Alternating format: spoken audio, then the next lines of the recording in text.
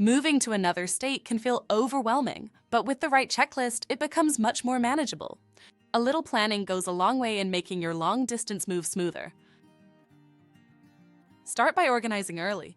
Research your new state, compare moving companies, and set a moving budget as soon as you know your timeline. Booking movers in advance gives you better availability and fewer surprises. Next, take care of paperwork and logistics. Update your address, transfer utilities, and gather important documents like medical records, school files, and insurance information. These small steps can save you major headaches later. Decluttering before you pack is a huge time saver. The less you move, the less it costs. Once you start packing, label boxes clearly and keep essentials like medications, chargers, and important papers with you. As moving day gets closer, confirm details with your movers and make travel plans for your family, pets, and vehicles.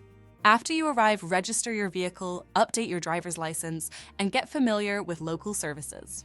An out-of-state move has a lot of moving parts, but following a checklist keeps everything on track.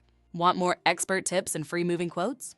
Visit movers.com, and also you can email us at contactus@movers.com or call us at 866-343-1243 to connect with trusted movers and make your next move smarter, easier, and more affordable.